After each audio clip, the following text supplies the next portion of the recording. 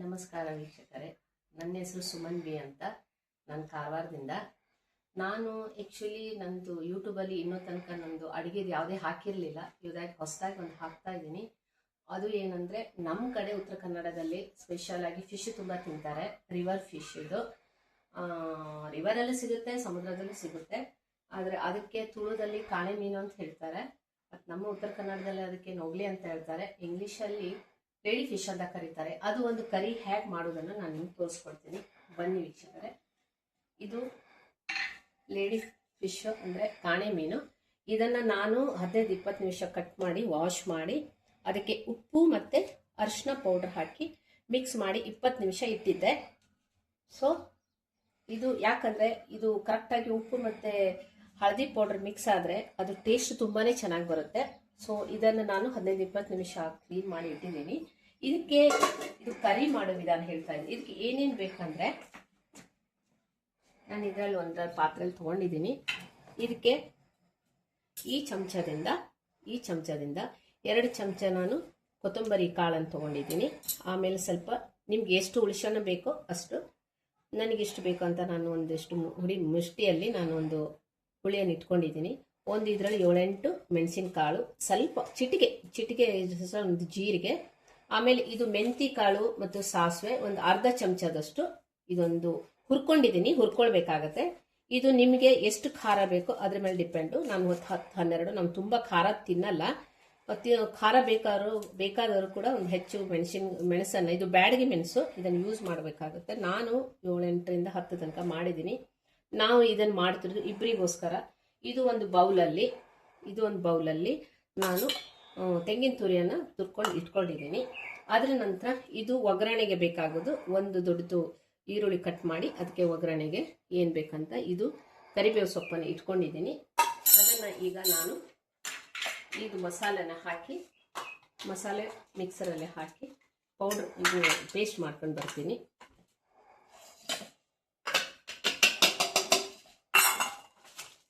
ಎಲ್ಲ ಒಟ್ಟಿಗೆ ಹಾಕಿ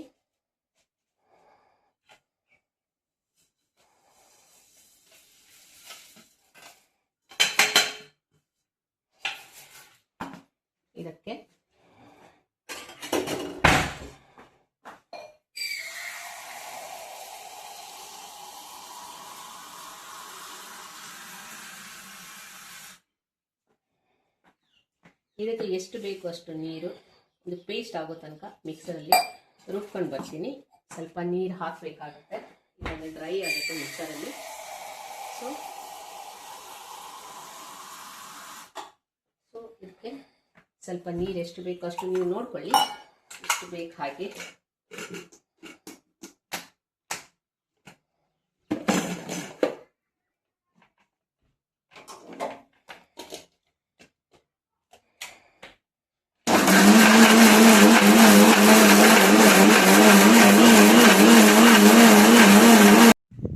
ಇದರಲ್ಲಿ ಬೆಳ್ಳುಳ್ಳಿ ಕೂಡ ಹಾಕೋಬಹುದು. ನಾನು ಹೇಳಿರಲಿಲ್ಲ, ಬೇಕಂದ್ರೆ ಹಾಕೋಬಹುದು, ಇಲ್ಲಾಂದರೆ ಸ್ಕಿಪ್ಪು ಕೂಡ ಮಾಡ್ಬೋದು. ನಾನು ಒಂದು 4-5 ಬೆಳ್ಳುಳ್ಳಿ ಹೆಸಳನ್ನು ಹಾಕಿ ಒಂದ್ಸಲ ಮಿಕ್ಸರಿಗೆ ರುಬ್ಕೊಂಡು ಬರ್ತೀನಿ.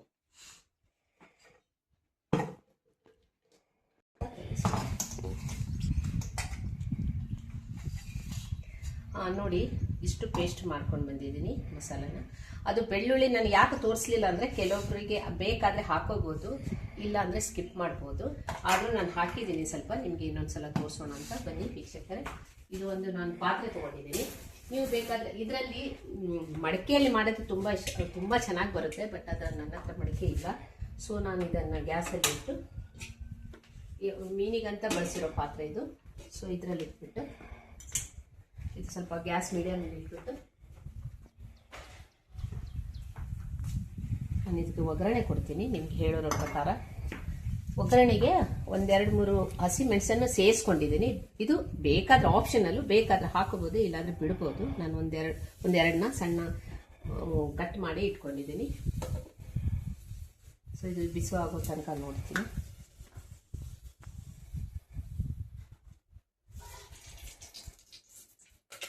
ಎಣ್ಣೆ ಹಾಕಿಬಿಟ್ಟು ಅದರಲ್ಲಿ ಕಟ್ ಮಾಡಿರೋ ಈರುಳ್ಳಿಯನ್ನು ಹಾಕಿಬಿಟ್ಟು ಒಟ್ಟಿಗೆ ಹಾಕ್ಕೊಳ್ತೀನಿ ಎಲ್ಲ.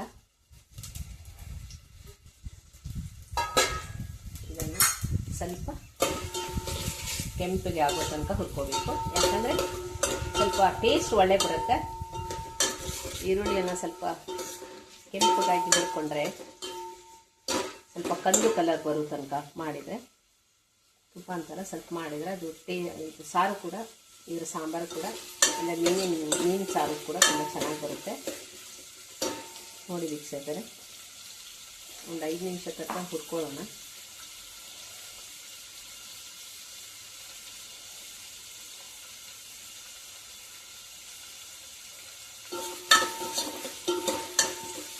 ಇದು ಸ್ವಲ್ಪ ಸಾಫ್ಟ್ ಆಗೋ ತನಕ ಹುರ್ಕೊಂಡ್ರು ಸಾಕು.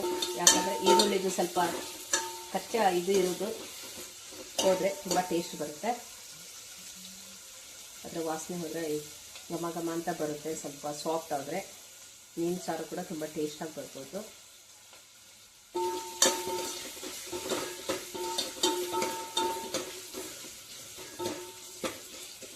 ನೋಡಿ ವೀಕ್ಷಕರೇ, ಇದು ಸಾಫ್ಟ್ ಆಗ್ತಾ ಇದೆ. ಒಂದು 2 ನಿಮಿಷ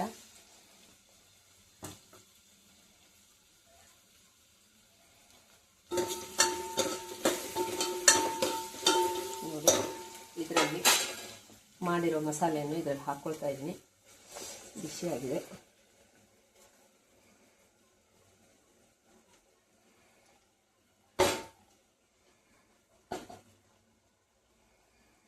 ಸ್ವಲ್ಪ ನೀರು ಹಾಕ್ಕೊಳ್ತೀನಿ.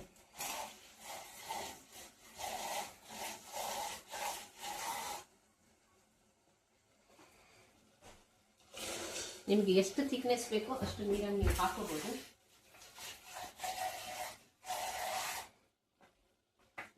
ನಿಮ್ಗೆ ಎಷ್ಟು ದಪ್ಪ ಬೇಕೋ ಅಷ್ಟು ನೀವು ಇದರಲ್ಲಿ ಹಾಕಿ ಇದು ಮಾಡ್ಬೋದು. ನಾನು ಸ್ವಲ್ಪ ಅದು ತೆಕ್ಕಾಗಿದೆ, ಸ್ವಲ್ಪ ನೀರು ಹಾಕ್ಕೊಳ್ತೀನಿ.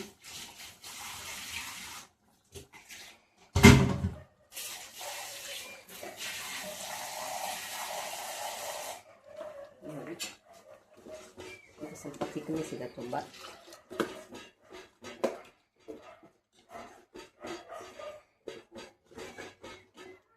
ನಿಮಗೆ ಅನುಸಾರವಾಗಿ ನಿಮ್ಗೆ ಯಾವ ಥರ ಬೇಕು ಆ ಥರ ನೀವು ಮಾಡ್ಕೋಬೋದು.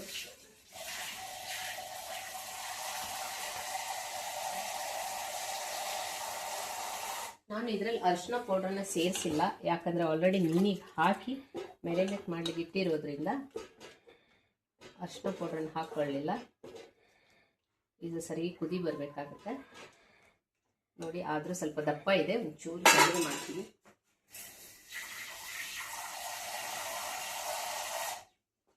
ತುಂಬ ತೆಳ್ಳು ಮಾಡ್ಲಿಕ್ಕೆ ಹೋಗಬೇಡಿ, ಟೇಸ್ಟ್ ಇರಲ್ಲ.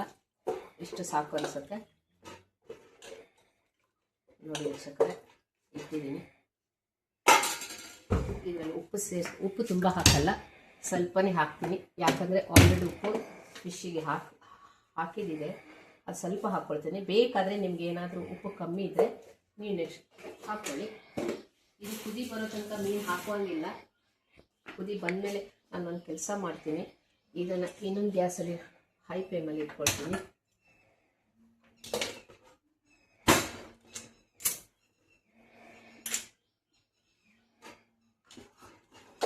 ನೋಡಿ ವೀಕ್ಷಕರೇ,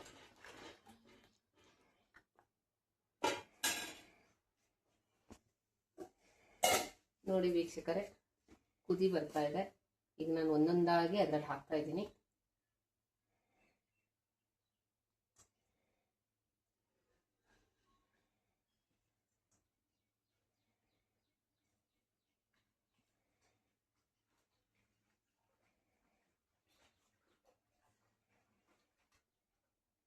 ಇದು ತುಂಬ ಕುದಿಸ್ಬೇಕಂತಿಲ್ಲ, ಮೀನು ಬೇಗ ಬೇಯುತ್ತೆ.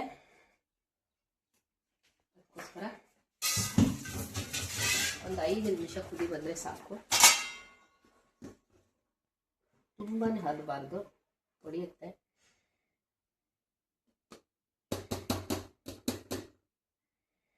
ನೀವು ಬೇಕಾದರೆ ನಾನು ಒಂದ್ಸಲ ಒಂದು 5 ನಿಮಿಷ ನೋಡಿದ ಮೇಲೆ ಒಂದು ಸ್ವಲ್ಪ ಅದನ್ನ ಕುಚ್ಚಲ ಮುಚ್ಚಿ ಒಂದು 5 ನಿಮಿಷ ಇಡ್ತೀನಿ.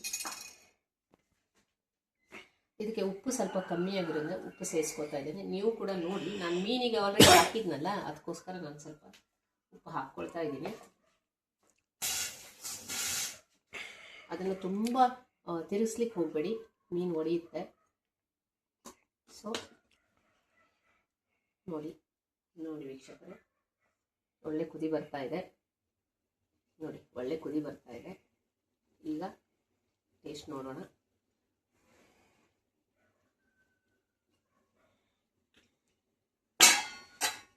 ಸಾರು ಸೂಪರ್ ಆಗಿದೆ. ಹಾಗೆ ಮುಚ್ಚಿಸಿ, ಹಾಗೆ ಬಿಸಿ ಬಿಸಿ ಇರಬೇಕಾದ್ರೆ ಶೇರ್ ಮಾಡಿ.